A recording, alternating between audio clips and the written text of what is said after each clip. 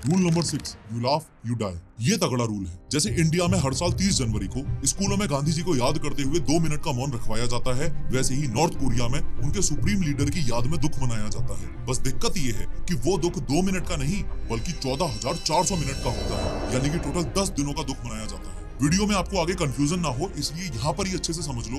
North Korea को Japan से आजादी मिलने के बाद अब तक कुल 3 लीडर्स रह चुके हैं। जो अभी फिलहाल है वो तो ये है किम जोंग उन, जो इससे पहले था यानी कि इसका पिता वो ये है किम जोंग इल, और इसकी मृत्यु 2011 में हुई थी। इससे भी पहले इसका पिता और नॉर्थ कोरिया का सबसे पहला लीडर जो था वो था किम इल सन, और इसकी मृत्यु 1994 में हुई थी। इस वीडियो में सबसे पहले जो मैंने आपको दीवार पर पोर्ट्रेट्स लगाने वाला रूल बताया था, उस रूल के अनुसार इन दोनों के यानी कि current dictator Kim Jong Un के पिता और दादा के ही पोर्ट्रेट्स लगते हैं, क्योंकि ये किम जोंग उन तो अभी जिंदा है ही। खैर, अब you laugh you die rule के अकॉर्डिंग जब किम जोंग उनके दादा या पिता की डेथ एनिवर्सरी आती है तो 10 दिनों तक नॉर्थ कोरिया में कोई भी सिटीजन हंस नहीं सकता, कोई भी जोर से रो नहीं सकता, जोर से बात नहीं कर सकता, शॉपिंग नहीं कर सकता, डांस नहीं कर सकता और अल्कोहल भी नहीं पी सकता। इनफैक्ट अगर किसी का इन 10 दिनों में बर्थडे पड़ गया तो भी दुख ही मनाना है, नो सेलिब्रेशंस। और सबसे खतरनाक बात यह है कि अगर इन 10 दिनों में किसी के घर में कोई मर गया तो रोना भी अलाउड नहीं है, यहाँ तक कि अंतिम संस्कार भी नहीं कर सकते। 10 दिन पूरे हो जाएंगे, उसके बाद ही फ्यूनरल होगा, तब तक बॉडी अपने पास ही रखो।